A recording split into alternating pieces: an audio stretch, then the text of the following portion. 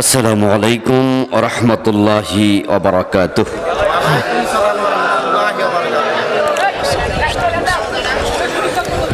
আলহামদুলিল্লাহ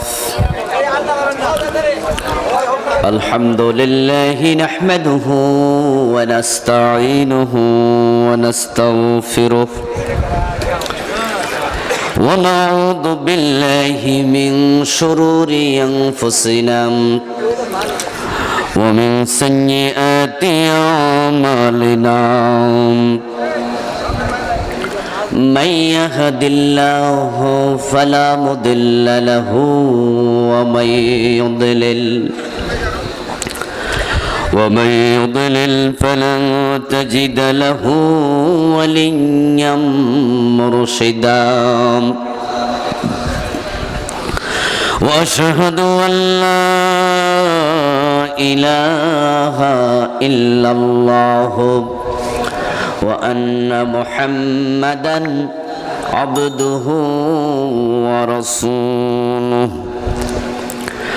أما بعد فقد قال الله تعالى في كلامه المجيد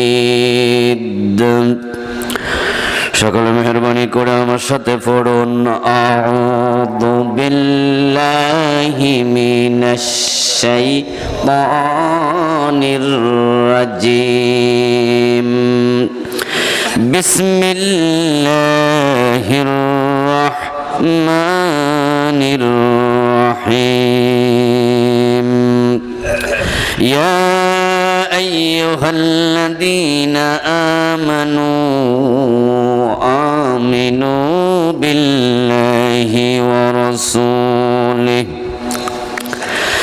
آمنوا بالله ورسوله والكتاب الذي نزل على رسوله والكتاب الذي أنزل من قبل ومن يكفر بالله وملائكته وكتبه ورسله واليوم الآخر فقد ضل ضلالا بعيدا قال النبي صلى الله عليه وسلم لا يؤمن أحدكم حتى يكون هواه تبعا لما جئت به أو كما قال النبي عليه الصلاة والسلام সকলে মেহেরবানি করে দরুদ ইব্রাহিম পড়ুন আল্লাহুম্মা সাল্লি আলা মুহাম্মাদিন ওয়া আলা আলি মুহাম্মাদ কামা সাল্লাইতা আলা ইব্রাহিম ওয়া আলা আলি ইব্রাহিম ইন্নাকা হামিদুম মাজিদ আল্লাহুম্মা বারিক আলা মুহাম্মাদিন ওয়া আলা আলি মুহাম্মাদ কামা বারাকতা আলা ইব্রাহিম وعلى آل إبراهيم إنك حميد مجيد اللهم صل وسلم وبارك عليه জাঙ্গালিয়া মধ্যপাড়া যুব সমাজ কর্তৃক আয়োজিত 3 দিন ব্যাপী ঐতিহাসিক তাফসীরুল কোরআন মাহফিলের মুআজ্জাজ মুকাররম তৃতীয় দিনের সমাপনী দিবসের সম্মানিত সভাপতি বিশিষ্ট সমাজসেবক ও আইনজীবী জনাব মোহতারাম অ্যাডভোকেট মোহাম্মদ ইমরান হোসেন ভূঁইয়া সাহেব, সম্মানীয় প্রধান অতিথি বিশিষ্ট ব্যবসায়ী ও সমাজসেবক জনাব আলহাজ এটিএম দেলোয়ার হোসেন খান সাহেব, সম্মানিত বিশেষ অতিথি জনাব মোহতারাম অ্যাডভোকেট শাহ মুহতাসিম আজমল সোহেল গাজী সাহেব, মোহতারাম উদ্বোধক জনাব মোহাম্মদ জাহিদুল ইসলাম খোকন সাহেব। রোড অ্যাক্সিডেন্ট করছে ওর জন্য একটু আছে উদ্বোধক আজকে রোড অ্যাক্সিডেন্ট করেছে, আল্লাহ তাকে সুস্থ করুন। আমাদের মেহমানদেরকে আল্লাহ দ্বীনের জন্য কবুল করুন। উপস্থিত অন্যান্য সম্মানীয় অতিথিবৃন্দ, আজকের মাহফিল আমার পূর্বে কোরআন সুন্নাহ থেকে চমৎকার আলোচনা উপস্থাপন করেছেন মহতারাম মৌলানা মুফতি কিফায়াতুল্লাহ বিন হাসান সাহেব, মহতারাম মৌলানা জামাল উদ্দিন সাহেব সহ অন্যান্য সম্মানীয় আলোচকবৃন্দ, মহতারাম উলামায়ে কেরাম, ইসলাম প্রিয় তাওহীদি জনতা, পর্দার অন্তরালের সতী সাধবী মা ও বোনেরা, আপনারা কেমন আছেন? আলহামদুলিল্লাহ ভালো আছি। আল্লাহ ভালো রেখেছেন আমাদের সকলকেই। আল্লাহ তাআলা সুস্থ রাখুন, ভালো রাখুন, যতদিন বাঁচিয়ে রাখবেন ইমানের সাথে রাখুন, বলুন আমিন। আল্লাহ তাআলার পবিত্র জাতের লাখো কোটি শুকরিয়া জ্ঞাপন করছি যে মহান মনিব অত্যন্ত মেহেরবানি করে আমাদের সকলকে কোরআনের এই মাহফিলে উপস্থিত হওয়ার তৌফিক দিলেন। বিশ্বব্যাপী চলমান করোনার চরম বিপর্যস্ততার মাঝে যিনি আমাদেরকে সুস্থ রাখলেন, কোরআনের সাথে ঈমানের সাথে জীবনযাপনের তৌফিক দিয়েছেন, শুরুতে তাকে শুকরিয়া জানাই, কৃতজ্ঞতা জানাই, কালিমাতুশ শুকর পড়ি আলহামদুলিল্লাহ। দরুদ ও সালাম বিশ্বনবী মুহাম্মদুর রাসূলুল্লাহ সাল্লাল্লাহু আলাইহি ওয়াসাল্লামের উপর, সাহাবায়ে কেরাম ও শুহাদায়ে জামের আলা ইল্লিয়িন আল্লাহ তাআলার কাছে কামনা করছি, আবারও বলুন আমিন। সম্মানিত ভাইয়েরা, আলোচনার বিষয়বস্তু দেওয়া হয়েছে সূরাতুন নিসা এর 36 নম্বর আয়াত। এই আয়াতে কারিমা থেকে কিছু কথা বলবো ইনশাআল্লাহ। কোরআন হচ্ছে হেদায়েতের কিতাব। মান ক্বালা বিহি সাদাকা, যে ব্যক্তি কোরআন থেকে কথা বলবে, বিশ্বনবী বলেন সে সত্য কথা বলে। কারণ কোরআনের কথাগুলো কোনো ব্যক্তির নয়, ব্যক্তির মুখ দিয়ে উচ্চারিত হয়, কিন্তু কথাগুলো কার? মান হাকামা বিহি আদালা, কোরআন দিয়ে যারা বিচার করে তারা ন্যায় বিচার করে। কারণ এই বিচারটা ব্যক্তির নয়, এটাও কার বিচার? ওমান আমিলা বিহি উজেরা, যারা কোরআন দিয়ে আমল করে, রাসূল বলেন তারা নিশ্চয় পুরস্কার পাবে। পুরস্কার দিবেন কে? ওমান দাআ ইলাইহি হুদিয়া ইলা সিরাতিম মুস্তাকিম, যারা মানুষকে কোরআনের দিকে ডাকবে তারা হেদায়াত পাবে। সুবহানাল্লাহ। তো আমরা কোরআন থেকে কথা বলতে চাই। নির্ধারিত আয়াতে কারিমা দেয়া হয়েছে, আসুন আমরা কথা শুরু করি। আল্লাহ তাআলা বলছেন, ইয়া আইয়ুহাল্লাযীনা আমানু, ওহে তোমরা যারা ঈমান এনেছো, ও ঈমানদারেরা। আল্লাহ ডাক দিচ্ছেন ঈমানদারদেরকে। আমরা যারা ঈমানদার, আল্লাহর ডাকে সাড়া দেয়া দরকার আছে না নাই? আল্লাহ ডাকেন, ও ঈমানদার শোনো। নিশ্চয় তিনি ডাক দিয়ে গুরুত্বপূর্ণ কোনো কথা বলবেন। এখন আল্লাহর ডাকে সাড়া দেওয়ার নিয়ম কি? নিয়ম হলো তিনি যা বলেন তা মনোযোগ দিয়ে শোনা। যদি নবী মুসার মতো তিনি ডাকতেন সরাসরি, তাহলে আমরা জবাব দিতাম লাব্বাইক বলে, হাজির আছি আল্লাহ। কিন্তু তিনি ডিরেক্টলি ডাকেন নাই, কোরআনের মাধ্যমে ডেকেছেন। কোরআনের মাধ্যমে ডাকলে জবাব দেওয়ার নিয়ম তিনি শিখিয়েছেন। ওয়াইদা কুরিয়াল কুরআনু ফাসতামিউ লাহু ওয়া আনসিতু, যখন কোরআন পড়া হবে, কোরআন থেকে বলা হবে, যাদের কানে আওয়াজ যাবে তাদেরকে আল্লাহ বলেন তোমরা মনোযোগ দিয়ে শোনো এবং চুপ থাকো, নিজেরা কোনো কথা বলিও। কারণ তোমরা যদি কথা বলো, প্রমাণ হবে আল্লাহর কথার চেয়েও তোমাদের কথার গুরুত্ব। এটা তো হতে পারে। বরং ফাদলু কালামিল্লাহ আলা সাইরিল কালাম কাফাদলিল্লাহি আলা খালকিহি। বিশ্বনবী বলেন, আল্লাহর কালামের কথা, আল্লাহর কথার মর্যাদা আল্লাহর কালাম নিয়ে যেখানে আলোচনা হবে, আল্লাহর কালামের মূল্য তোমাদের কালামের উপরে ততই বেশি। সৃষ্টি জগতের উপরে আল্লাহর মর্যাদা যত বেশি। তাই কোরআন তেলাওয়াতের মজলিস, কোরআনের আলোচনার মজলিসে অন্যদের পারস্পরিক কথা বলা জায়েজ নেই। আল্লাহ ডাকলেন ও মোমেন, এবার তিনি ডেকে বলছেন আমিনু, তোমরা ঈমান আনো। হে ঈমানদারেরা, ঈমান আনো। কি বিস্ময়কর কথা! ঈমানদারদেরকে ঈমান আনতে বলতেছে। তো ঈমান না আনলে ঈমানদার হইলেন কেমনে? আর ঈমানদার হয়ে গেলে ঈমান আনা আর কি দরকার? তাহলে বুঝতে হবে কথাটার ব্যাখ্যা জরুরি। কোরআন মাজিদের কিছু কিছু আয়াত আছে ডিরেক্ট বোঝা যায়, ব্যাখ্যা দরকার নাই। আবার কিছু আয়াত আছে যেগুলো ব্যাখ্যা করা জরুরি। তাই বিশ্ব নবী মুহাম্মদুর রাসূলুল্লাহ সাল্লাল্লাহু আলাইহি ওয়াসাল্লাম ছিলেন কোরআনের প্রথম ব্যাখ্যাকারী। কোরআনের ব্যাখ্যা তিনি সাহাবায়ে কেরামকে শুনিয়েছেন। তারপরে আমরা এবার ইবনে আব্বাসকে মুফাসসির বলি, রাইসুল মুফাসসিরিন। ইবনে মাসউদ রাদিয়াল্লাহু তাআলা আনহু মুফাসসির। এভাবে অন্য অন্য লোকেরা কোরআনের ব্যাখ্যা করেছেন। এই আয়াতের ব্যাখ্যা জরুরি। আমি প্রথমে একটু অনুবাদ শোনাই।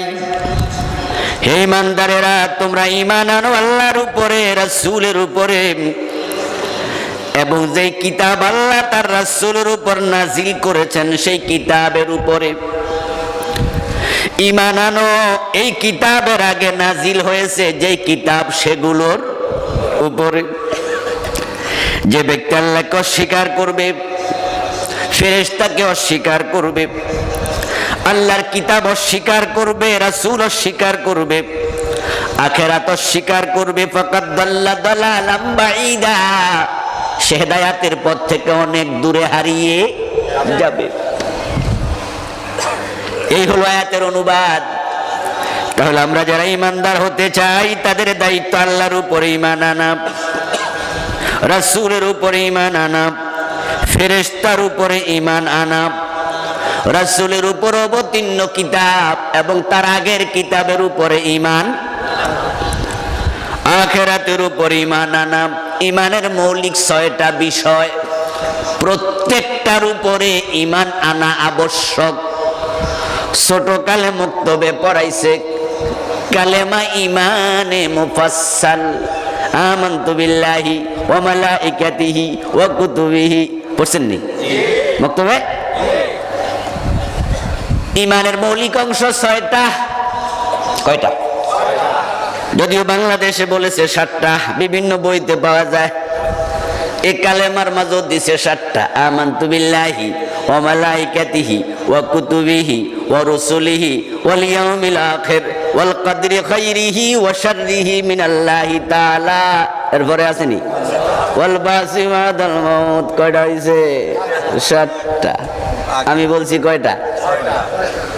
কারণ একটার দুইবার কইছে। ওয়াল ইয়াউমিল আখির অর্থ হলো আখিরাতের উপরে বিশ্বাস করা। ওয়াল বাসি বাদাল মাউত, মৃত্যুর পরে জীবিত হওয়ার উপরে বিশ্বাস করা। দুইটা কি দুই জিনিস?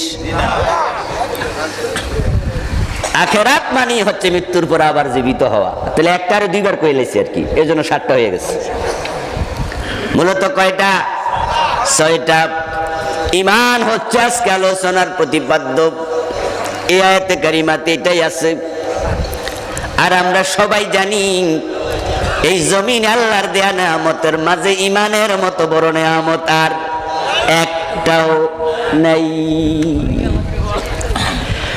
তামাম দুনিয়া এক পাশে রেখে আরেক পাশে যদি ঈমান রাখা হতো, আর আমি আবুল কালাম আজাদকে বলা হতো তুমি তামাম দুনিয়া নিবা না ঈমান নিবা, একটা নিতে হবে। ঈমান নিলে দুনিয়া পাইবা না, আবার ঈমান দিলাম দুনিয়া দেব না, দুনিয়া দিলে ঈমান দেব না, একটা বেছে নাও। আমি আল্লাহর কসম করে বলছি আমি ঈমানটাই বেছে নিতাম।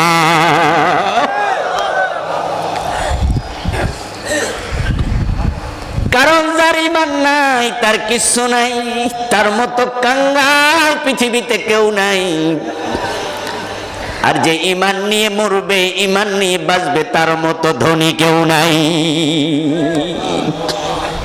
ঈমান হলো আল্লাহর দেয়া সবচেয়ে সেরা নেয়ামত। রব্বানা আতিনা ফিদ দুনিয়া হাসানাতাও ওয়া ফিল আখিরাতি হাসানা। হে আল্লাহ, দুনিয়ায় কল্যাণ দাও, আখিরাতে কল্যাণ দাও। এই আয়াতের ব্যাখ্যা অনেক, তার মাঝে সেরা ব্যাখ্যাটা হলো দুনিয়াতে ঈমান দাও, আখিরাতে জান্নাত দাও। দুনিয়ার কল্যাণ বলতে টাকা পয়সা, বাড়ি গাড়ি, নারী বোঝানো হয় না। এগুলো কাফেরদেরও আছে, কিন্তু কাফেরদের ঈমান নাই। হাজার কোটি টাকা আছে, বিঘা বিঘা জমিন আছে, সুন্দরী বউ আছে, ক্ষমতা আছে, এমপি মন্ত্রী হয়েছে, কিন্তু ঈমানদার হতে পারে নাই। তার এই সম্পদের মূল্য আল্লাহর কাছে এক আনাও নাই। আর থাকার জন্য ঘর নাই, পরিধান করার জন্য কাপড় নাই, খাওয়ার জন্য খাবার নাই, কাঙ্গাল গরিব রাস্তায় ঘুমায়। ওই বাইদানিদের মতো নৌকায় থাকে, ঘরবাড়ি কিছু নাই, সরকারের বস্তিতে থাকে। কিন্তু যদি ঈমানটা তার থাকে, সে আসলে গরিব নয়, সে বড় ধনী। ঈমান হলো আল্লাহর দেয়া বড় নেয়ামত। আল্লাহর কাছে ঈমান এত দামি, ওই ঈমানদারদের কারণে পৃথিবী এখনো আছে। যেদিন ঈমানদার থাকবে না, সেদিন পৃথিবীটা থাকবে না। ঈমানদারের কারণে দুনিয়া টিকে আছে, এই আকাশ টিকে আছে ঈমানদারের কারণে, জমিন টিকে আছে ঈমানদারের কারণে। আপনার কারণে দুনিয়া আছে, দুনিয়ার চেয়ে আপনার দাম কম না বেশি? বিয়ের দিন দুলা যেমন, দুনিয়ার মাঝে মুমিন তেমন। বিয়ের অনুষ্ঠানে যদি এমপিও মেহমান হয়, এলাকার চেয়ারম্যান মেম্বার ভিআইপি লোকেরা মেহমান হয়, কোন মেহমান যদি নাও আসে, দুলা যদি হাজির থাকে, বিয়ে ঠিকঠাক। কিন্তু সবাই আসছে, দুলা নাই, ওই অনুষ্ঠানের দাম। এমপি হাজির, চেয়ারম্যান হাজির, মেম্বার হাজির, 1000 মেহমান দাওয়াত দিছে, 1000 হাজির, কিন্তু দুলাইছে না। মেয়ের বাবার মন খারাপ, যারা মেহমান আছে তারাও প্রশ্ন করবে, দুলা কই, দুলা কই। আওয়াজ আসলো, দুলা আসার পথে অ্যাক্সিডেন্ট করে মরে গেছে। এমন হয় না? দুলা আসতেছিল বিয়ে করার জন্য, রোড অ্যাক্সিডেন্টে মরে গেছে। মেয়ের বাবার চেহারা কালো, সব মেহমানের চেহারা কালো। যে মেয়েটা সেজে গুজে বসে আছে, তারও চেহারা কালো। একজন নাই, ওই বিয়ের অনুষ্ঠানের আনন্দ আর নাই, সব পণ্ড হয়ে যাবে। কে খাইলো কে খাইলো না, মেয়ের বাবার খোঁজ নেবে না। আত্মীয় স্বজন কারা এসেছে, ওই নববধূ আর খোঁজ নেবে না, দুলা নাই, সব বেচতে যাবে, পণ্ড হবে। এই দুনিয়া আল্লাহ সুন্দর করে সাজাইছে মুমিনের জন্য।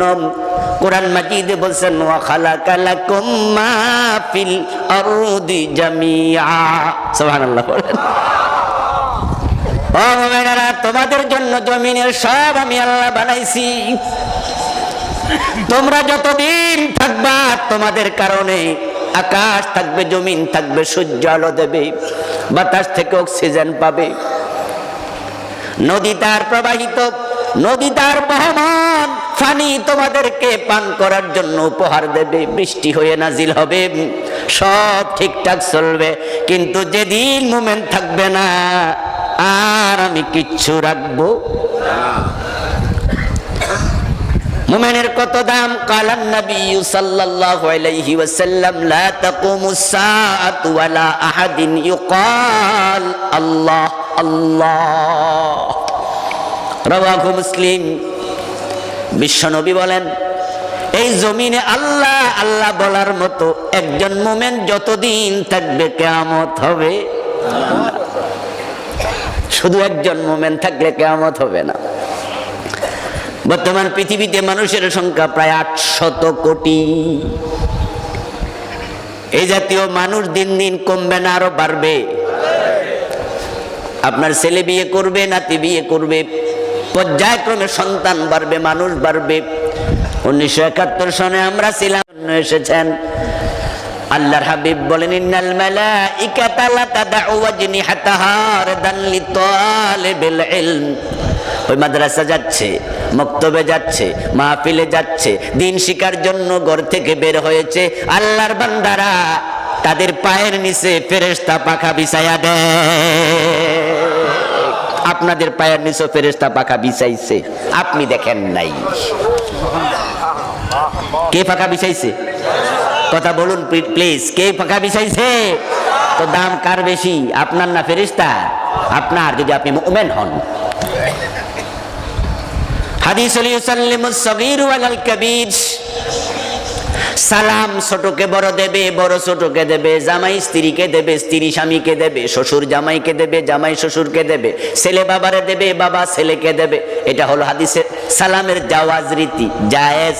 কিন্তু সুন্নাহ হলো ছোট বড়কে দেবে। কথা বুঝেন? আপনি আমারে দেবেন, আমি আপনাকে দেব, এটা জায়েজ। আর সুন্নাহ হলো যদি আপনি আমার সিনিয়র হন, আমি আপনাকে দেব। আমি আপনার সিনিয়র হলে আপনি আমাকে দেবেন। ইউসাল্লিমুস সগীরু আলাল কাবীর। ছোট সালাম দেবে বড়কে, এটাই হলো সুন্নাহ রীতি। ফেরেশতাদের সাথে মুমিনের সাক্ষাৎ যখন হয়, তখন আল্লাহর পক্ষ থেকে রীতি হলো ফেরেশতারা মুমিনকে সালাম দেবে, সেটা দুনিয়া হোক আর জান্নাতে হোক। এই জন্য হযরত মূসা আলাইহিস সালামের সাথে আজরাইলের দেখা হয়েছিল, আজরাইল করে থাপ্পড় মারছিল, সহিহ মুসলিমের হাদিস। চোখে একটা কানা করে ফেলছিল। মুহাদ্দিসগণ বলেন, আজরাইল আইসা পরিচয় দিছে, আমি মালাকুল মউত। মূসা নবী বুঝে, তুমি মালাকুল মউত ফেরেশতা, আমি আল্লাহর নবী, সালাম কেন দিলা না, থাপ্পড় খাও। উনি মেজাজি মানুষ ছিলেন। কোরআন তাই বলে, কোরআনে আছে মুমিনদের জান কবজ করার জন্য ফেরেশতারা যখন আসবে, ফেরেশতাদের দায়িত্ব তারা এসে মুমিনকে আগে সালাম বুঝাইয়া দেবে, তোমার দাম আমার চেয়ে।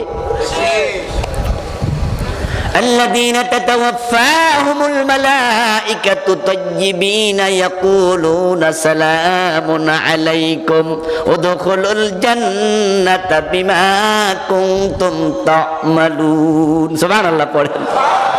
আল্লাহ কোরআনে বলেন, ফেরেশতারা আমার মুমিন বান্দাদেরকে তাইয়্যিবিন, তাইয়্যিবিন মানে কালেমায়ে তাইয়্যিবা ওয়ালা, কালিমাতিন তাইয়্যিবাতিন কা শাজারাতিন তাইয়্যিবা।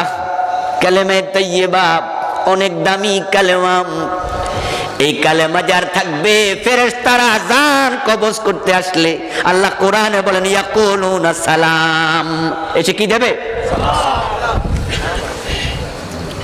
وسيق الذين اتقوا ربهم إلى الجنة زمرا حتى إذا جاءوها وفتحت أبوابها وقال لهم خزنتها سلام।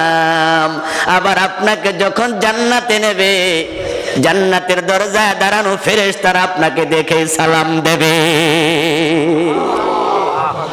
আপনি সিনিয়র, আপনি বড়, আপনি সম্মানী। মুমিনের দাম অনেক বেশি। এই ইমানদারেরা শোনো, সুবহানাল্লাহ।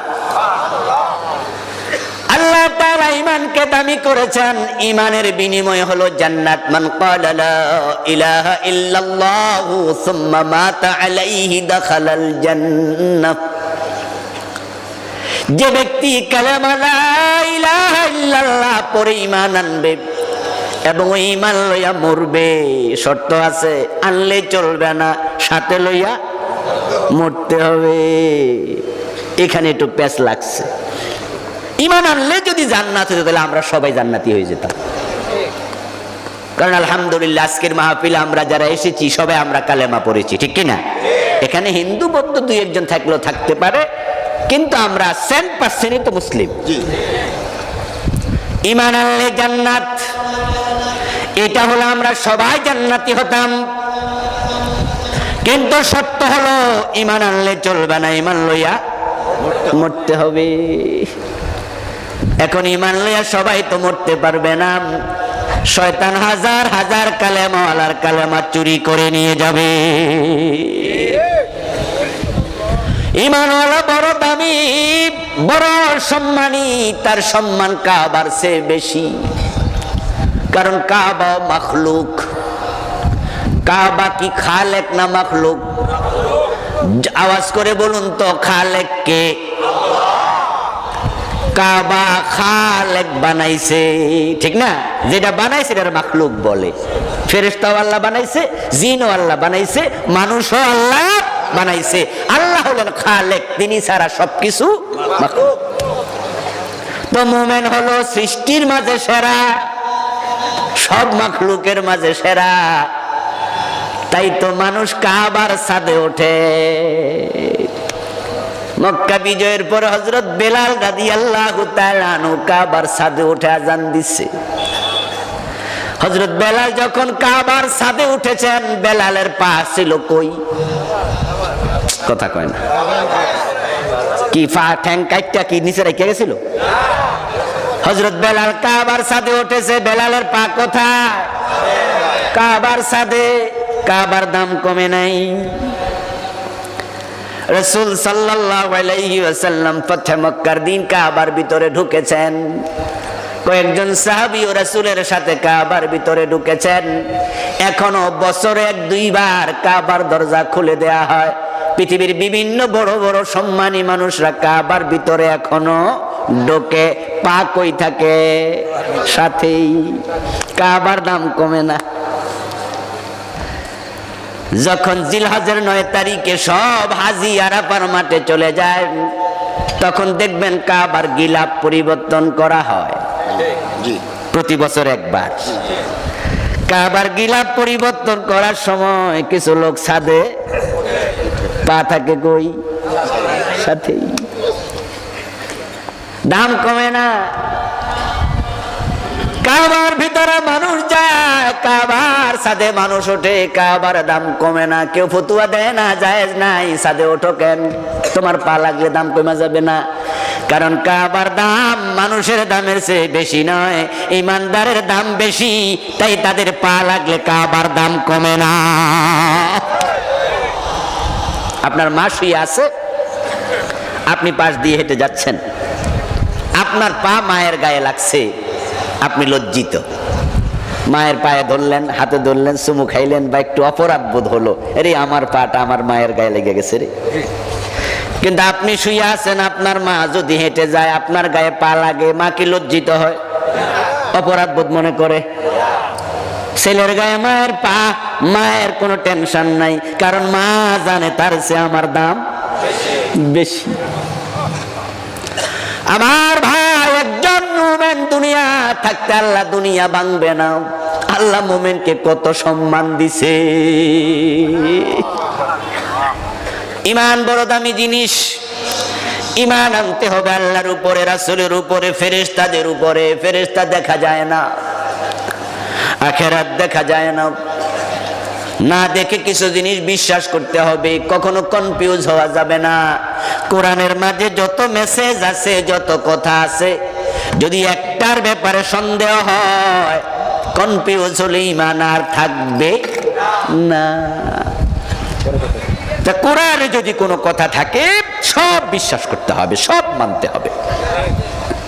জিনের কথা কোরআনে আছে না নাই? অনেকে জিন অস্বীকার করে, কয় জিন বলতে কিছু নাই, দেখি না শুনি না, কইছে কেডা জিন? জিন আবার কি জিনিস আপনি দেখেন না, তাই বলে জিন অস্বীকার করবেন, ঈমান তো থাকবে না। কারণ জিন নামে একটা মাখলুকের কথা আল্লাহর কোরআনে আল্লাহ বলেছেন, না দেখলেও বিশ্বাস করতে হবে। এটা ঈমানের অংশ। আনসিন ইজ নাথিং, এটা একটা সূত্র, নাস্তিকদের সূত্র। নাস্তিকরা বলে, যা দেখি না তা মানি না। তারা আল্লাহ তাআলাকে খুঁজেছে, খুঁজে নাকি পায় নাই। এজন্য নাস্তিকরা ঘোষণা করে, দেয়ার ইজ নো গড। নাউজুবিল্লাহ। সৃষ্টিকর্তা বলতে কেউ নাই, যা দেখি না তা মানি না। তা আমরা বলতে চাই যা দেখি না তা মানি না, এটা যদি হয় তাহলে অক্সিজেন কি দেখা যায়? এই যে আমরা এখানে বসে আছি, অক্সিজেন আছে কিনা আমরা কেউ দেখেছি? অক্সিজেন মানি কিনা? গোলাপ ফুল নাকের কাছে নিলে মৌ মৌ গন্ধ আসে, গন্ধে মনটা ভরে যায়, কিন্তু গোলাপ ফুলের গন্ধ কে দেখেছে? আমার বন্ধু, আমি আছি, আমার বাবা ছিল, তাকে আমি দেখেছি, আমার বাবার বাবা দাদা ছিল, তাকেও আমি ছোট্ট কালে দেখেছি, কিন্তু তার বাবা ছিল, তাকে আমি দেখি নাই। আনসিন ইজ নাথিং বললে তারা নাস্তিক যারা, তাদের বাবা দাদা জারজ হওয়া লাগে। হ্যাঁ, দাদার দাদার অস্বীকার করা লাগবে। আমরা বিশ্বাস করি ফেরেশতার উপরে, বিশ্বাস করি আখিরাতের উপরে, বিশ্বাস করি জান্নাতের উপরে, জাহান্নামের উপরে, এগুলো দেখি নাই। আমাদের নবী বলেছেন মেরাজে গিয়েছে, কাফেররা অঙ্ক লইয়া হিসাব শুরু করছে, ঠিক না? যে এক রাতে মসজিদ আকসা থেকে মক্কা শরীফ যাওয়া আসা করা যায় কিনা। হিসাব করে দেখে না, সময় লাগে 40 দিন যাইতে, আসতে লাগে 40 দিন, মোট কয় দিন? তো মোহাম্মদ বলতেছে গত রাতে গেছে, আবার সকালবেলা ইয়াও গেছে। How can it possible? কেমনে সম্ভব? সমান সমান নেগেটিভ আনসার হতে পারে না, অঙ্কে মিলে না। আবু বকর সিদ্দিক বলে আমার রাসূল বলেছেন মিথ্যা হতে পারে না। এটার নাম ঈমান। আমাদের আজকের প্রধান অতিথি চমৎকার কথা বলেছেন যে ঈমান হওয়া লাগবে কোরআন হাদিসের মতো, নিজের মন মতো না। আর সভাপতি সাহেব তো সবচেয়ে বেশি ওয়াজ করছে, কারণ উনি কইছে আমার ওয়াজ উনার ওয়াজ, তাহলে আমি উনার ওয়াজ দিয়ে করতেছি আজকে। আমার ভাইয়ারা, ঈমানের মতো দামি কোনো নেয়ামত নাই, এটা সেরা নেয়ামত, সেরা দামি জিনিস। এবার বলুন তো, দামি জিনিস চুরি হওয়ার সম্ভাবনা আছে না নাই? এটা দুনিয়ার নিয়ম, দামি জিনিস যত্ন না করলে চুরি হয়ে যেতে পারে। এই জন্য দামি জিনিসের আমরা বেশি যত্ন নেই, কিন্তু ঈমানের যত্নটা খুব কম হয়। তাই তো ঈমান চুরি হয়ে গেছে। হাজার হাজার নামাজি ঈমান নাই, নামাজ পড়তেছে, হাজার হাজার লাখ লাখ,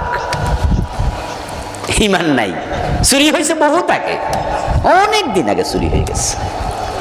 জানি না, বুঝি না, টেরি পায় না, কারণ সে যত্ন করে না ঈমানের। আমার বোন, যদি হাদিসটা আপনাদের শোনালাম, একজন মুমিন থাকলে কিয়ামত হবে না, ওই হাদিসটার উপরে বিশ্বাস আছে তো আপনাদের নাকি? সহিহ মুসলিমের হাদিস, সহিহ হাদিস একবারে। আচ্ছা, কিয়ামত একদিন তো হবে নাকি? তো কিয়ামত যেহেতু হবে, ওই হাদিসের দিকে তাকালে বলতেই হবে যেদিন কিয়ামত হবে সেদিন ঈমানদার থাকবে। 1971 সনে বাংলাদেশে মুসলমান ছিল কতজন? 7.5 কোটি মানুষ যদি হয়, 50 লাখ বাদ দেন, হিন্দু বৌদ্ধ খ্রিস্টান, 7 কোটি মুসলমান। বর্তমানে মুসলমান সংখ্যা কত? 18 কোটি মানুষ, 2 কোটি বাদ দেন, তাহলে কয় কোটি? আজ থেকে 30 বছর পরে সংখ্যা বাড়বে না কমবে? তখন মুসলমান হয়ে যাবে 30 কোটি, হয়ে যাবে 40 কোটি। যেভাবে মুসলমান বাড়তেছে, কিয়ামত হবে কেমনে? কিয়ামত তো শুধু ফিসাইতেছে না, মুসলমান একজন থাকলে কিয়ামত হবে না। আর মাশাআল্লাহ আমরা যেমনে বাড়তাছি, কোরআনের অসংখ্য আয়াত আল্লাহ বলছে কিয়ামত ঘনায় গেছে, ঠিক কি না? কিয়ামত কাছে এসে গেছে।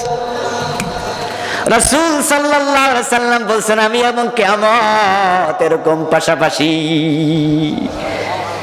বিশ্বনবীর আগমন প্রমাণ করে আর কিয়ামত বেশি দূরে নাই। এর মাঝে 1400 বছর চলে গেছে, তো কিয়ামত আগাইতাছে, মুসলমান দিন দিন বাড়তাছে, কিয়ামতটা হইব কেমনে? আসলে নয়। قال النبي صلى الله عليه وسلم يأتي على الناس زمان ইয়াজতামিউনা ফিল মাসাজিদি লাইসা ফীহিম মুমিন। বিশ্বনবী বলেন এমন এক জামানা আসবে মানুষগুলো জামাতের সাথে নামাজ পড়বে কিন্তু ঈমান থাকবে না একটারও।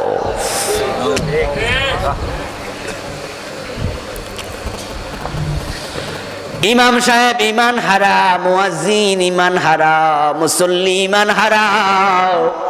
যেদিন কিয়ামত হবে সেদিনও বাইতুল মুকাররমে নামাজ চলবে। এমন কিন্তু নয় যে বাংলাদেশের 3.5 লাখ মসজিদ হিন্দুরা দখল করে নেবে, তা কিন্তু নয়। বরং মসজিদ বাড়বে, মুসল্লিও বাড়বে, সব বাড়বে। ঈসা আলাইহিস সালাম আসার পরে দিনের বিজয় হবে, কিন্তু তারপরে আবার ইমানদার কমতে থাকবে। মানুষ ঈমান হারা কিন্তু নামাজ চলবে।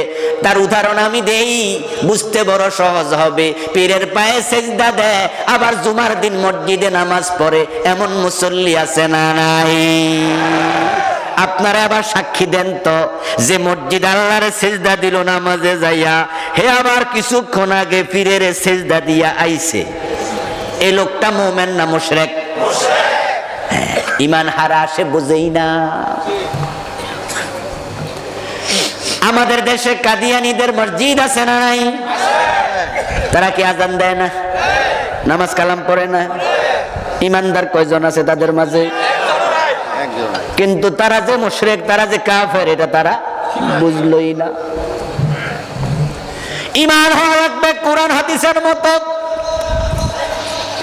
قال النبي صلى الله عليه وسلم المؤمن كالجمل الأنف حيثما قيد انقاد।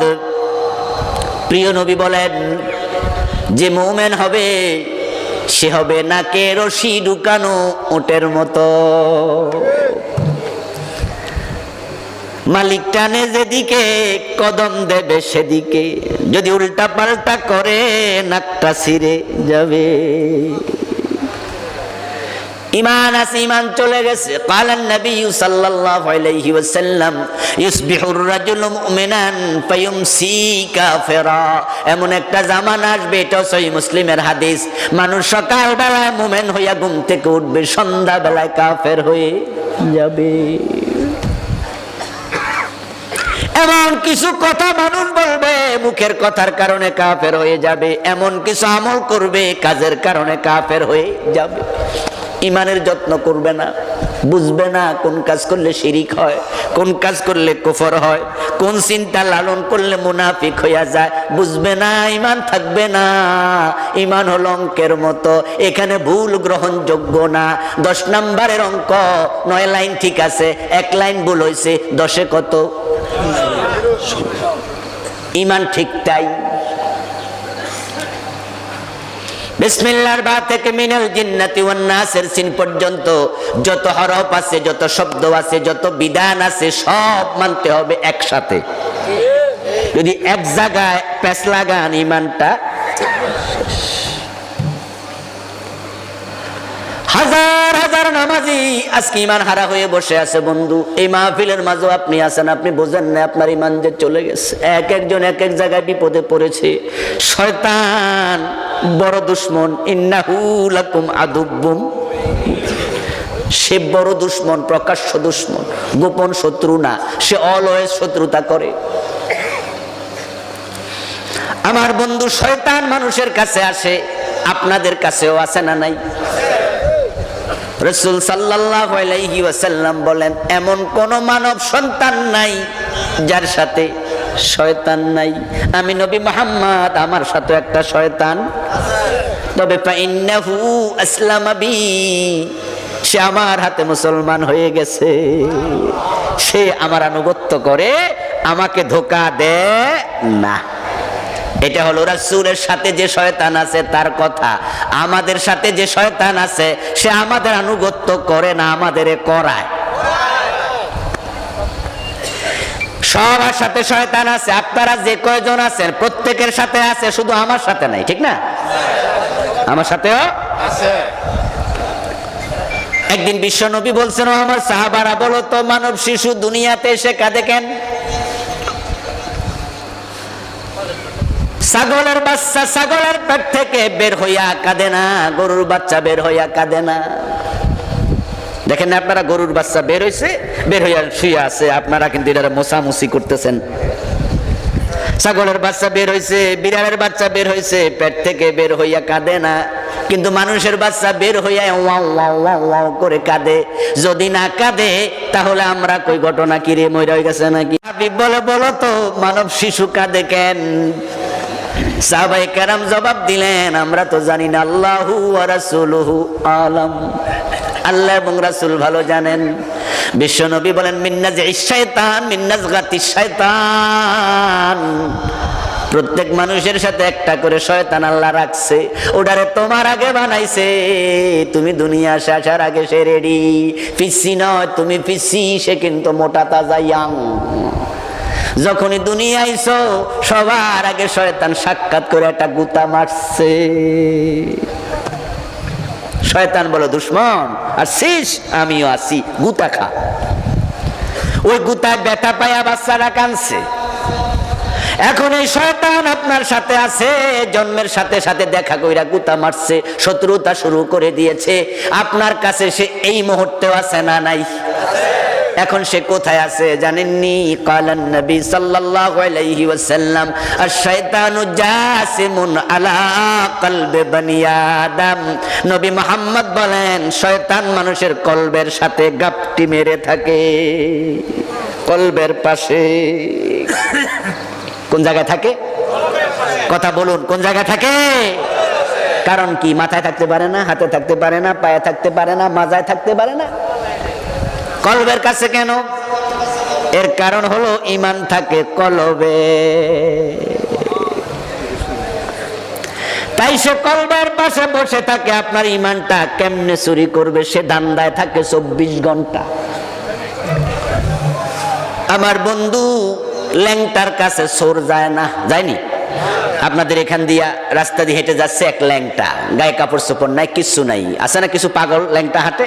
এক ল্যাংটা হেঁটে যাচ্ছে রাতের 2টা, আপনার সাথে রাস্তায় দেখা, আপনি বলে ও ল্যাংটা খারা, সামনে ডাকাতি হইতেছে।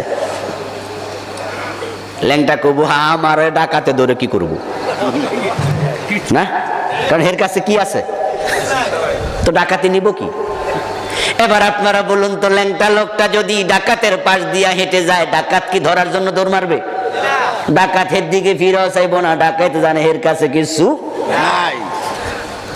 যারা কাফের, যারা মুশরিক, তাদের কাছে শয়তান যাওয়া লাগে না, শয়তান যায়ও না, বরং শয়তান নিশ্চিন্তে ঘুমায় ঠিকঠাক জায়গায় আছে।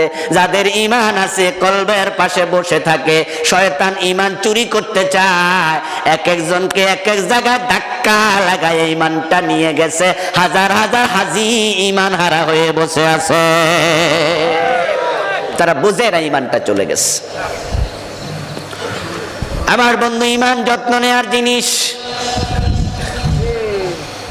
পায়ের স্যান্ডেল বাড়ির বাহিরে, ঘরের বাহিরে রাইখা মানুষ ঘরে ঢোকে, ওই স্যান্ডেলের যত্ন নেয় না।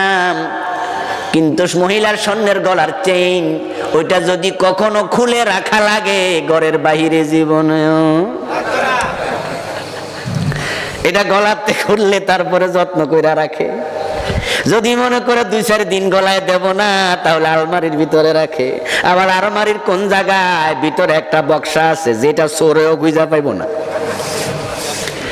একবারে চুরি প্রুফ, নাকি বুলেট প্রুফ, ওয়াটার প্রুফ। ওইটা হলো কি, একবারে চোর খুঁজে পাবে না এমন বক্সে রেখে তারপরে তালা লাগাইয়া টান দিয়া আবার ছায় লাগছেনি। যত্ন নিল, কারণ দামি জিনিস চুরি হতে পারে। আপনাদের কামাই আজকের ওয়াজ যদি একটা শব্দ বুঝাইতে পারি আমি সফল, ওটা বুঝলে আজকে যথেষ্ট।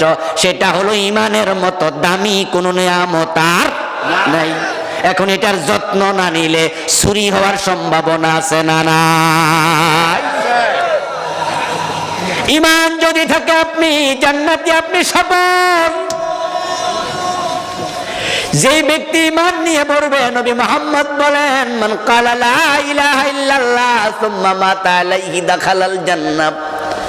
ঈমান নিয়ে মরতে দেরি, আল্লাহর জান্নাতে যেতে দেরি হবে না। ইমানের বিনিময় হলো জান্নাত। আর জান্নাতের মতো দামি কোন নেয়ামত আল্লাহ কি আর বানাইছে? মানুষকে আল্লাহ যা দিতে চায় সেটা হলো জান্নাত। একটি হাদিস হলো, দুনিয়ার নেয়ামত গুলো আল্লাহর কাছে যদি মাছির পাখা পরিমাণ দামি হতো, মাছির পাখার দাম আসেনি, মাছির এত দাম নাই, আমরা পাইলে থাপড়াই শুধু। হ্যাঁ, আমরা মাছি পাইলে খাবার টেবিলে মাছি থাপ্পড় মারো, টয়লেটে যাচ্ছেন মাছি বিছনা ঝাড়ু দিয়া পিডাও, হ্যাঁ ঝাড়ু দিয়া মারো। মাছি আছে যেখানে থাপ্পড় আছে এটারে কেউ ফালে না, লালন করে না, এটার দাম নাই। এর কারণ কিন্তু আছে, কারণ হচ্ছে মাছি হলো মুনাফেক। আর মাছির মতো আরেকটা আছে মৌমাছি, ওটা মৌমেন। এই জন্য মৌমাছির সবাই কদর করে, বাড়িতে লালন পালন করে। ঘরের ভিতরে ঢুকলে যদি বাচ্চা মৌমাছি মারতে যায়, বাচ্চার মা কয় জানালা খুলে দে, জাগা, এটা মারিস না, এটা উপকারী। কারণ হচ্ছে মৌমাছি টয়লেটে যায় না, পায়খানায় বসে না, ফুল আছে যেখানে মৌমাছি সেখানে, সে মৌম্যান, সে মুনাফেক না। আর মাছি হলো হে মিষ্টি দোকানেও আছে, টয়লেটেও আছে, আর মুনাফেক হওয়ার কারণে শুধু থাপ্পড় খাওয়া লাগে। তো আমাদের মাঝে স্বভাব অনেকের আছে, আজকের মাহফিলও আছে, আবার মমতাজ বেগমের গানেও আছে, এমন কিছু লোক আছে না? না, হ্যাঁ, মসজিদেও আছে। ইমাম সাহেব হুজুর খুতবা দিচ্ছে জুমার দিন, 1.5 ঘন্টা নামাজ টামাজ খুতবা মিলিয়া সময় দিল, মসজিদে 1.5 ঘন্টা জুমার দিন সময় দিল। আবার বাড়ির যাইয়া বাটটাত খাইয়া টেলিভিশন লাগাইয়া দিয়া ওহানো 3 ঘন্টা দিল। সিনেমা দেখে, টেলিভিশনে নাটক দেখে, জি বাংলা, স্টার জলসা, ভারতের সিরিয়াল দেখে এমন কিছু নামাজি লোক আছে না? নাই। আগে আসরের নামাজ থেকে মাগরিব পর্যন্ত গ্রামে গঞ্জে, আমাদের ছোটবেলার কথা বলছি, আমার সমবয়সী যারা আছেন, সিনিয়ররা আছেন, তারা জানেন, আমরা দেখতাম যে আসর থেকে মাগরিব পর্যন্ত মসজিদের সামনে মুরব্বি টাইপের লোকেরা বসে বসে জিকির আজকার করতো, নিজেরা নিজেরা গল্প করতো। অনেক মুরব্বী আছে বউ নাই, বাড়ি যে গল্প করবো কার সাথে, বরং এসে মসজিদের সামনে গল্প করি, মাগরিব পরে যাব। অনেকে আছে বউ থাকলো বুড়া টুরা হয়ে গেছে, বউর কাছে বেশি সময় দিলে বউ আবার দমক দেয়, জ্ঞান জ্ঞান করো কেন, মসজিদে যাইতে পারো না? আমার বন্ধু মুরব্বীরা মসজিদের সামনে গল্প করত, জিকির আজকার করত, কিন্তু এখন এই চিত্র দেখা যায় না। বরং অনেক মুরব্বীরও দেখা যায় আসরের নামাজ পড়ে চা দোকানে বসে টেলিভিশন দেখছে। এখন চা দোকানে যায় বইয়া থাকে। আমার ভাইয়েরা, মৌমাছির মতো হওয়া লাগবে, মাছি হওয়া যাবে না, দ্বিমুখী হওয়া যাবে না। মাছির মতো যদি হন তাহলে থাপ্পড় খাওয়া লাগবে, দামহীন হয়ে যাবেন। রাসূলুল্লাহ বলেন, টোটাল দুনিয়ার সব সম্পদ যদি আল্লাহর কাছে ওই মাছির পাখার মতো কম দামিও হতো, সামান্য দামিও হতো, এই জমিনে আল্লাহ কোনো কাফেরকে 1 গ্লাস পানিও পান করতে দিতেন? কাফেররা হাজার হাজার কোটি টাকার মালিক, তামাম দুনিয়ার সবচেয়ে বড় দেশের মালিক, সবচেয়ে বড় ক্ষমতার মালিক। আল্লাহ কয় নে নে নে, কিচ্ছু আসে যায় না। আমি মুমিনদের জন্য দুনিয়ার নেয়ামত বানাই নাই, আমি মুমিনদের জন্য আমার জান্নাত বানাইছি। কোরআন মাজিদে এবং হাদিসে দুনিয়ার দিকে যাওয়ার জন্য, দৌড়ানোর জন্য আল্লাহ একবারও বলেন নাই, রাসূলও বলেন নাই। বরং বলছে সারিউ ইলা মাগফিরাতিম মির রাব্বিকুম ওয়া জান্নাহ, জান্নাতের দিকে দৌড়াও। কোন দিকে? জান্নাতের দিকে। ওটা তোমাদের জন্য বানাইছি, এটা না। বরং কুন ফিদ দুনিয়া কান্নাকা গরীব ওয়া আবিরুস সাবিল, দুনিয়া তুমি মুসাফিরের মতো থাকো, মুসাফিরের মতো থাকো। দুনিয়ার দিকে দৌড়ায়ও না, দুনিয়ার লক্ষ্য বানায়ও না, জান্নাতকে বানাও। কারণ দুনিয়ার লক্ষ্য বানায় লাভটা কি? লাভটা কি? লাভটা কি? আপনার কাছে 1000 কোটি টাকা আছে, ক্ষমতা আছে, অর্থবিত্ত আছে, জায়গা জমিন আছে, আপনি দৌড়াচ্ছেন, দুনিয়া আপনার সাথে আছে, পকেটে আপনার আছে এটিএম কার্ড, যে কার্ডের মাঝে আপনার কোটি কোটি টাকা আছে। আপনি ব্যাংকে ঢুকাইলে বিভিন্ন এটিএম বুথে টাকা বের হবে। আপনার হাতের চাইনে বিঘা বিঘা জমিন আপনি কোটি টাকা বিক্রি করে দিতে পারবেন। আপনার সাথে আছে দুনিয়া, ক্ষমতা আছে, আপনি মন্ত্রী, আপনি প্রধানমন্ত্রী, আপনি প্রেসিডেন্ট, দেখেন সব আছে। নিঃশ্বাসটা বন্ধ হোক, সাথে আর কিচ্ছু নেই। ওই এটিএম কার্ড আর কাজ করবে না, আপনার সিগনেচার আর জমি বিক্রি হবে না, কিচ্ছু আর নাই। হাতে আছে এই মাংস আর হাড্ডি গুলা আছে। এক সপ্তাহ পরে কবর খুলে দেখেন এগুলা। এই কথার অর্থ এই নয় যে টাকা পয়সা বাড়ি গাড়ি চাকরি বাকরি ছাইরা দিয়া কাঙ্গালি হয়ে যাবেন। ইসলাম, ইসলামের মাঝে বৈরাগ্যবাদ নাই। আপনি আবার বৈরাগী হয়ে চলে যাবেন তা নয়। দুনিয়ার সাথে মুমিনের সম্পর্ক হবে পানির সাথে নৌকার সম্পর্কের মতো। পানি ছাড়া নৌকা চলে না, টাকা পয়সা ছাড়াও আমরা চলতে পারবো না। ব্যবসা লাগবে, রাসূল ব্যবসা করেছেন, করেন নাই? সাহাবারা করেন নাই? করেছেন। লাগবে, চাকরি বাকরি লাগবে, কিন্তু চাকরি বাকরি টাকা পয়সাকে লক্ষ্য বানানো যাবে না। লক্ষ্য হবে জান্নাত। পানি ছাড়া নৌকা চলে না, কিন্তু দোস্ত সে পানি যেন নৌকার ভিতরে ঢুকতে না পারে। খেয়াল রাখো, ওই পানি যদি আবার নৌকার ভিতরে ঢুকাও, নৌকা বাঁচবে না, ডুবে যাবে। তাই যারা দুনিয়ার লক্ষ্য বানাইছে তারা ধ্বংস হয়ে যাবে। টাকা পয়সা আমারও লাগবে। হযরত ওসমানের কোটি কোটি টাকা ছিল, আল্লাহর রাস্তা আবার খরচ করছে। টাকা আপনার লাগবে, হালাল ভাবে আসবে, দ্যাটস ওয়েলকাম।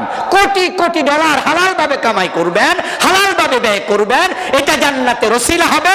কিন্তু আসমান পরিমাণ উঁচু টাকার স্তূপ যদি দেখানো হয়, নেও, হারাম হলে এক আনাও নেয়া যাবে না। মুমিন জান্নাতি, এটাই হলো নিয়ামত। ইমানের পরিণাম উত্তম পরিণাম। আপনি ইমান নিয়ে মরবেন, আপনি জান্নাতি হয়ে যাবেন। জান্নাত একটা শব্দ, কিন্তু এটা সবার জন্য একরকম নয়। ট্রেনের মতো, ট্রেনে উঠছেন, অনেকে এখানে আছেন, যদি নাও ওঠেন দেখছেন। যারা সরাসরি দেখেন নাই, কমপক্ষে টেলিভিশন, পত্রিকা, ছবি দেখেছেন না? লম্বা একটা গাড়ি, নীল সাগর, একটা ট্রেন এক্সপ্রেস। এটা একবারে নীলফামারী থেকে ঢাকা পর্যন্ত আসতো। একসময় আমি এটাতে চড়তাম উত্তরবঙ্গের মাহফিলে গেলে। ওই ট্রেনের মাঝে ফার্স্ট ক্লাস সিট আছে, সেকেন্ড ক্লাস কোনো সিট নাই, ফার্স্ট ক্লাস। এরপরে আছে হলো আপনার ভিআইপি কেবিন, তারপরে আছে এসি, একবারে স্লিপার, শুইয়া।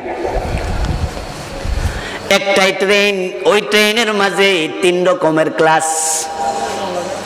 আবার আপনাদের কমলাপুর থেকে যে ট্রেনগুলো চলে যায় গাজীপুর হইয়া বিভিন্ন জায়গায়, ওখানে দেখবেন ট্রেনের মাঝে ভিআইপি কেবিন আছে, ফার্স্ট ক্লাস আছে, এসি কেবিন আছে, সেকেন্ড ক্লাস আছে।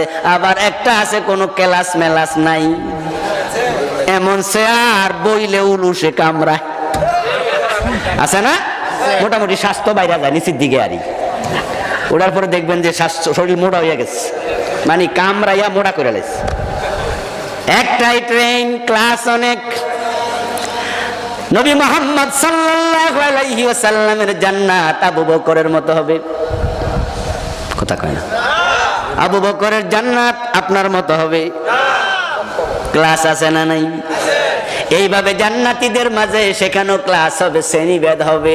শ্রেণীভেদ হতে হতে সবচেয়ে উত্তম জান্নাত থেকে শুরু করে সর্বনিম্ন যেটা, আমার রাসূল বলে জান্নাত তোমার ইমানের পরিণাম, ফল, তোমার জন্য আল্লাহর দেয়া নেয়ামত।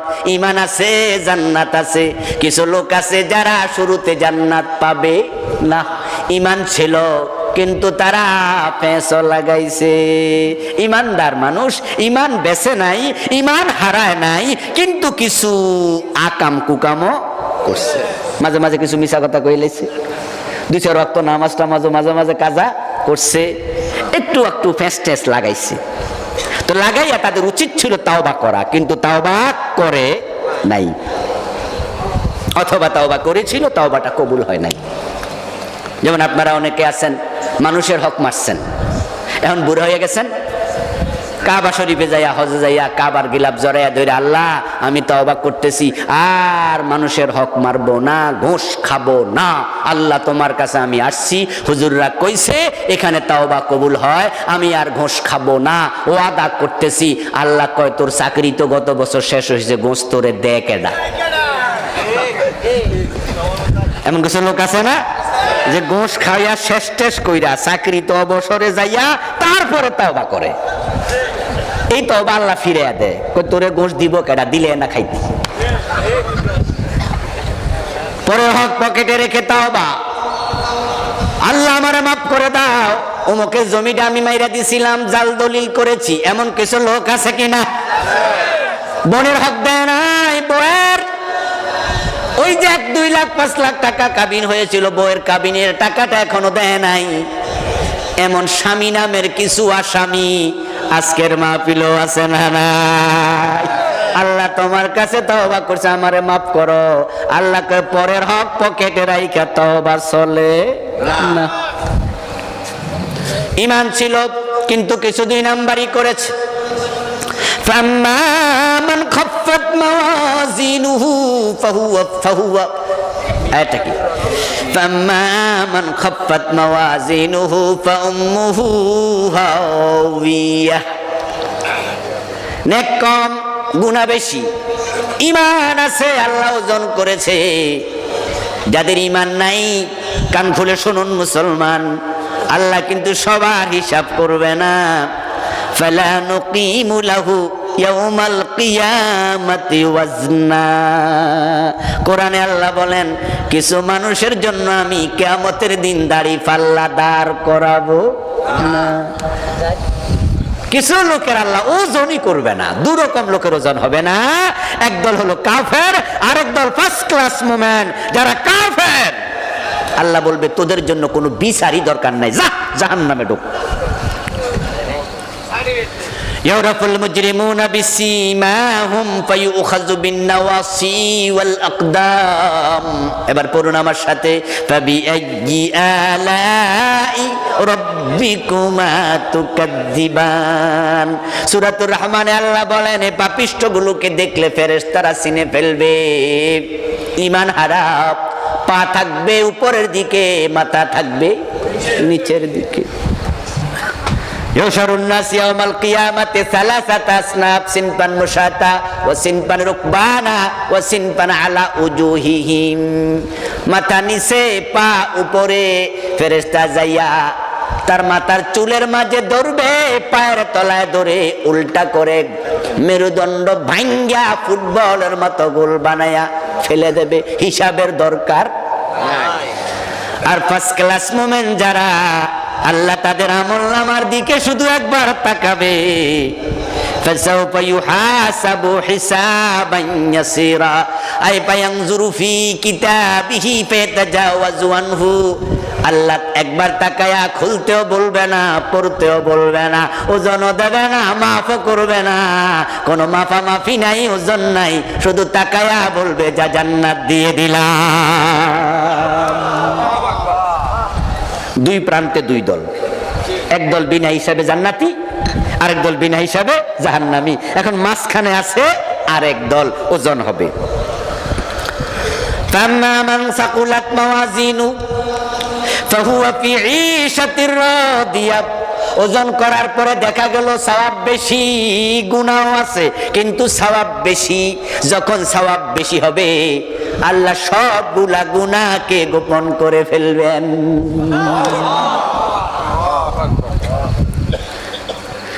আমাদেরও গুনাহ আছে, কম বেশি গুনাহ আমরাও করি, কিন্তু একটা জিনিস মাথায় রাখবেন, গুনাহ বেশি করা যাবে না, নেক আমল বেশি করতেই।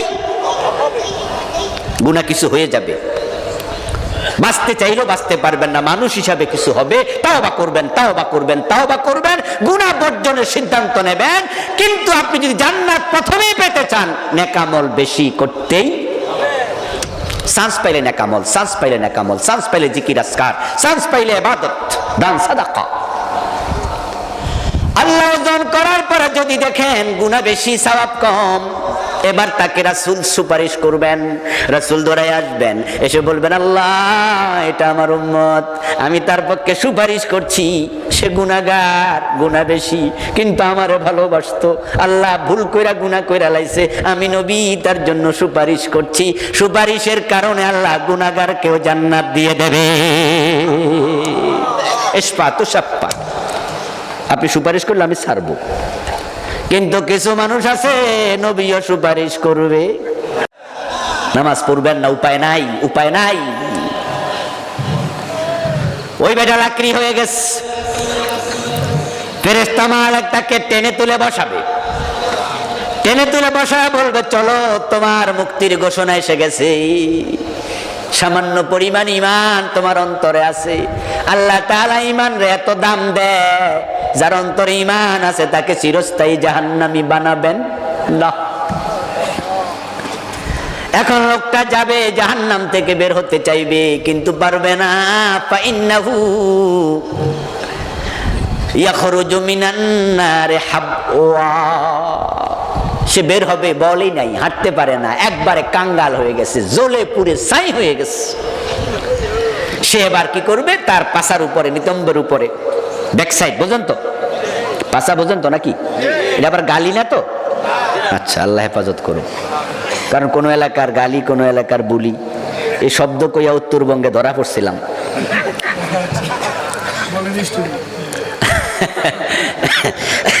জয়পুরহাটের নাম শুনছেন? 5 বিবি থানায় মাহফিল ছিল কয়েক বছর আগে। তা আমি কোন প্রসঙ্গে জানি ভাবছি তো নিতম্ব নাও বুঝতে পারে, বেশি শুদ্ধ শব্দ। আবার ব্যাক সাইড করলে ইংরেজি, এটা তো যারা মূর্খ তারা আরো বুঝবে না, এজন্য বোঝানোর জন্য বলছি পাছা। ওয়াজের পরে এক ভদ্রলোক আমার কানে কানে বলতেছে, আমার যেখানে পরিচিত লোক, বলছে হুজুর আপনি এই শব্দ উল্লেখ করলেন, একবারে গজব হয়ে গেছে। আমি বললাম যে কি এটা, কোন শব্দ? আমি তো স্বাভাবিকত এইসব শব্দ বলি না আমার মাহফিলে, আমি চেষ্টা করি পাতলামি না করতে, কোন শব্দ হয়ে গেল? বলো ওই যে পাছা বলছেন। আমি কি অসুবিধা কি? কয় না, এটা তো আমাদের দেশে নারীদের গুপ্তঙ্গরে বলে। আমি কই ইন্না লিল্লাহ, কয় কি রে, আস্তাগফিরুল্লাহ আস্তাগফিরুল্লাহ। ভাই আমনে মাহফিল চলাকালে কইলে তো আমি পাবলিক রে বুঝাই দিতাম যে এটা তো আমাদের দেশে এই সাইডে রে কয়। তা আপনাদের এলাকায় তো মনে অসুবিধা হয়নি না? ওই লোকটা হাঁটার শক্তি নাই, সে তার ব্যাক সাইডের উপরে ভর দেবে, ইয়াখরুজু মিনান নারি হাবওয়া, ক্রলিং করবে, ব্যাক সাইডে ভর দিয়া টুকটুক করে করে জাহান্নাম থেকে বের হবে। বের হওয়ার পর আল্লাহ তাকে জান্নাত দেবেন, সবচেয়ে ছোট জান্নাতি, এর সে নিম্নমানের জান্নাতি আর কেউ নাই, সে লাস্ট ওয়ান, সর্বশেষ। আল্লাহ তাআলা তাকে জান্নাত দিয়া বলবে আমার বান্দা তোমাকে জান্নাত দিলাম, যাও। সে ঢুকবে, ঢুকে বলবে আল্লাহ জান্নাত তো দিছো, আমার ঘর কই, বাড়ি কই, সব দেখি দখল হয়ে গেছে। জান্নাতের বিশাল রাস্তা ধরে যাবে, পাশে বড় বড় গেট পাবে, লেখা আবু বকর সিদ্দিক, ফারুক আজম, ওমর, ওসমান গনি, আলী কাররামাল্লাহু ওয়াজহাহু। কই আল্লাহ সবাই যে দেখি বাড়িতে নাম লেখা, আমার কোনটা? ইউতাখাজ্জালু ইলাইহি আন্নাহা মালাআব। বিশ্বনবী বলেন তার কাছে মনে হবে জান্নাতে কোনো জায়গা নাই, সব ভরপুর হইয়া গেছে। ও বেটা বলবে আল্লাহ জান্নাত দিলা, জান্নাতে থাকতে একটু জায়গা দিবা না, আমি তো খুঁজে পাই না। আল্লাহ বলবে বান্দা তোমার জন্য রেখেছি, খুঁজে নাও দেখি। সে বারবার বলবে আল্লাহ কই, খুঁজে তো পাই না, পাই না। আল্লাহ বলবে এবার তুমি চাও আমার কাছে, চাইলে আমি দিমু, কি পরিমাণ দিতাম কও। সুবহানাল্লাহ পড়েন। আল্লাহ বান্দার সাথে মজা করতেছে। লোকটা এখন কি জাহান্নামী না জান্নাতি? কথা বলতে হবে, জান্নাতি না জাহান্নামী? তো আল্লাহ মজা করতেছে এবার তার সাথে, সে আল্লাহর জান্নাতি বান্দা। তুমি চাও দেখি, কি পরিমাণ চাও দেখি, আমি চাইলে আমি দিয়ে দিব। ও বেটা ডরে চায় না, কারণ হে জানে কতক্ষণ আগে কইছিল। বলেন না কেন ভাইয়ারা? কোথায় ছিল? খাইছে, মায়ের কথা তো মনে আছে যে কি পরিমাণ খাইছে। এই জন্য সে বলতেছে আল্লাহ সামান্য পরিমাণ দিলে চলবে, যতটুকুতে আমি থাকতে পারি, বেশি লাগবে না। আমার আল্লাহ তখন তাকে লক্ষ্য করে বলবেন ফাইন্নালাকা মিসলাদ দুনিয়া ওয়া আশরা আমসালিহা, আমি সামান্য নয় রে বান্দা, তোমার জন্য দুনিয়ার মতো 10 দুনিয়া রেখেছি।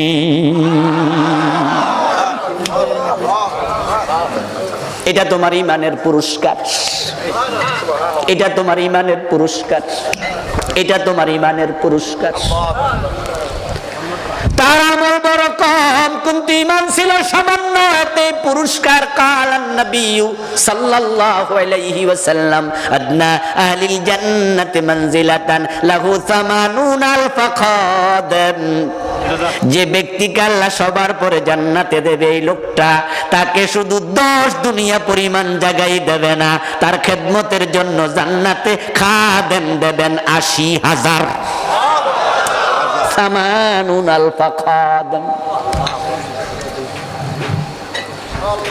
ইন্না ফিল জান্নাতি মিআতা দারাজা মা বাইনা কুল্লি দারাজাতাইন কামা বাইনাস সামাই ওয়াল আরদ। ওকে থাকার জন্য যে জান্নাতটা দেবেন সেটা হবে 100 তলা উঁচু।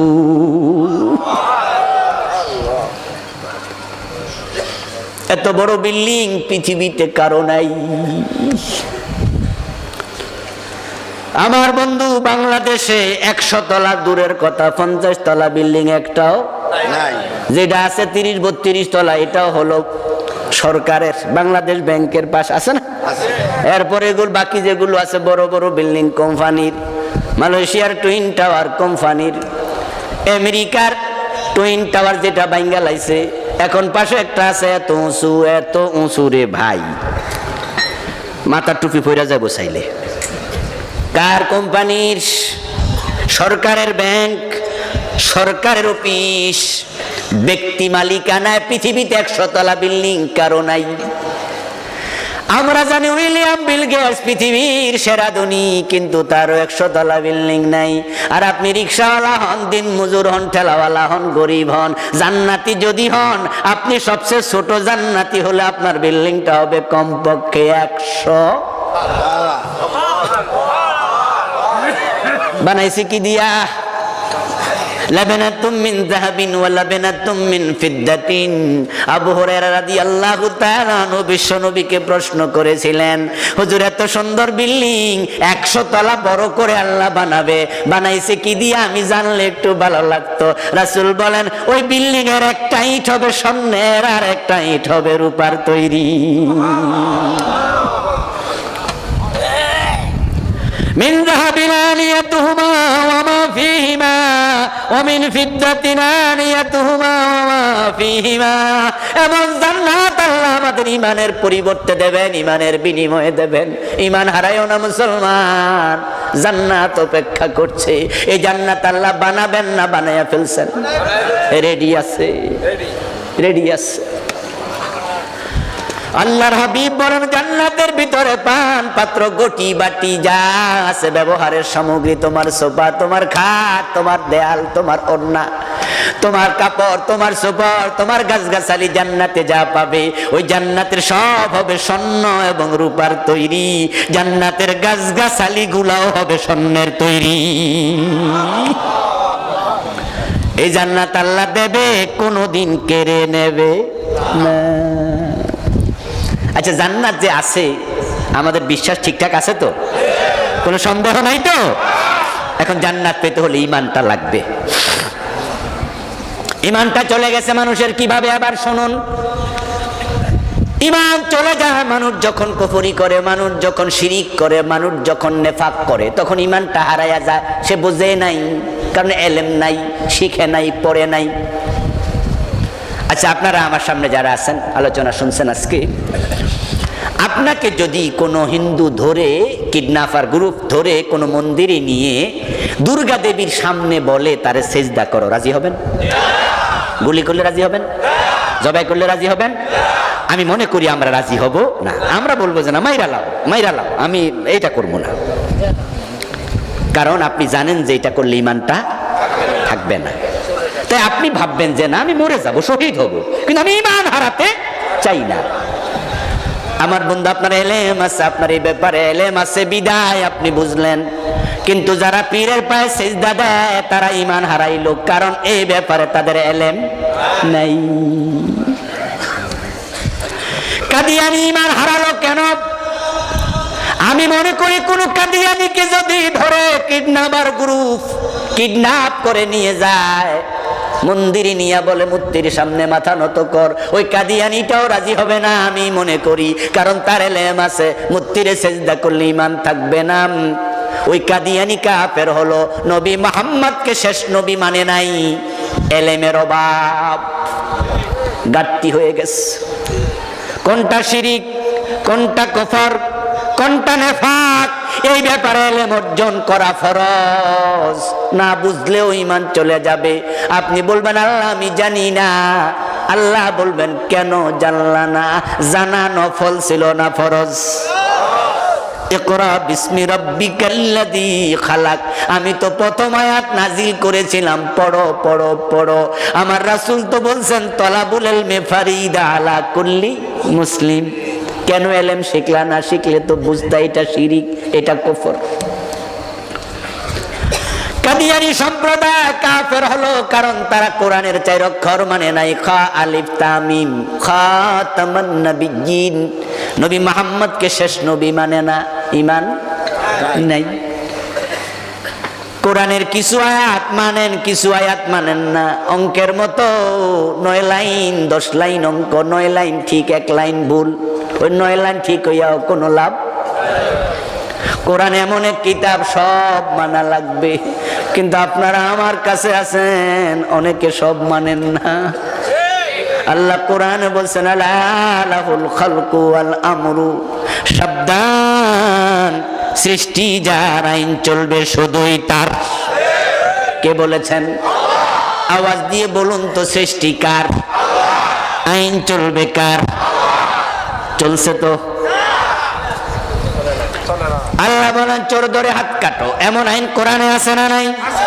নবী মুহাম্মদুর রাসূলুল্লাহ সাল্লাল্লাহু আলাইহি ওয়াসাল্লাম বললেন আমার মেয়ে ফাতেমা চুরি করলে আমি তার হাতটাও কেটে দেব। এখন চোর ধরে হাত কাটার আইনের ব্যাপারে আপনারা এখনো একমত হতে পারেন নাই, তাই 90% মুসলমানের দেশে ব্রিটিশ আইনে চোরের আইন হয়, বিচার হয়, চোর ধরে জেলে দেয়, হাত কাটে না।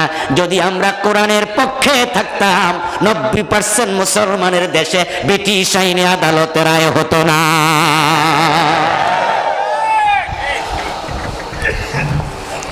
আল্লাহ বলেছেন জেনা করলে 100 বেত লাগাও, অবিবাহিত হলে আছে না, আযানিয়াতু ওয়াযানি ফাজলিদু কুল্লা ওয়াহিদিম মিনহুমা মিআতা জালদা। বিবাহিত হলে পাথর মারো, এমন বিধান ইসলামে আছে না নাই? এই আইন বাংলাদেশে কয়জনে মানছে? কোন আদালত রায় দিয়েছে? মদ পান করলে 80 বেত লাগাতে হবে, এমন আইন ইসলামে আছে না নাই? বাংলাদেশে মদ আছে না নাই? মদ খাওয়ার লোক আছে না নাই? কিন্তু 80 বেত কয়দিন দিছে?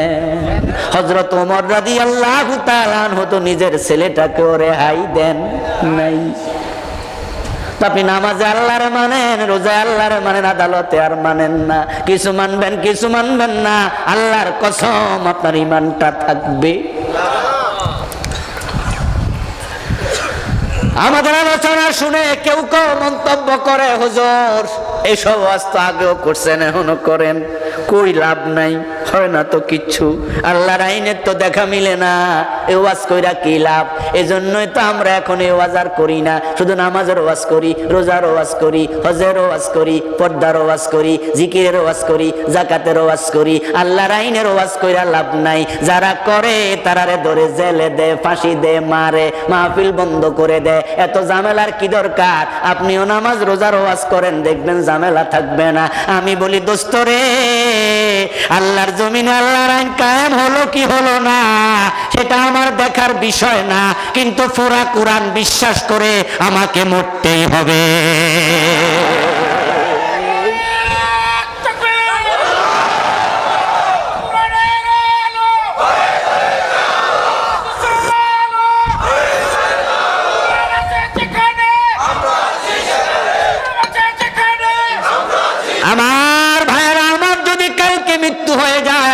যদি কালকে মৃত্যু হয়ে যায়, পুরা কোরআনের উপর বিশ্বাস যদি থাকে, এই জমিন ইসলাম কায়েম যদি না হয়, আপনি জান্নাত পেয়ে যাবেন। আমি জান্নাত পেতে চাই, এই জন্য বিশ্বাস তাজা করো। আল্লাহর কোরআনে যত বিধান আছে ঈমান তার মতো হবে। ফালা ওয়া রাব্বিকা লা ইউমিনুনা হাত্তা ইউহাক্কিমুকা ফীমা শাজারা বাইনাহুম। আল্লাহ কোরআনে কসম করে বলছেন, তারা ততক্ষণ মুমিন হতে পারবে না যতক্ষণ ও নবী আপনি যা বলেন সব না মানবে। মন মতো ঈমান হবে না, ঈমান কোরআন সুন্নাহর মতো হবে। এজন্য ঈমানটাকে তাজা রাখতে হলে, ধরে রাখতে হলে, শয়তানকে চুরি করতে না দিয়ে যত্নে রাখতে হলে কোরআন হাদিস বেশি বেশি পড়া দরকার আছে না নাই? পড়বেন পড়বেন পড়বেন, জানবেন।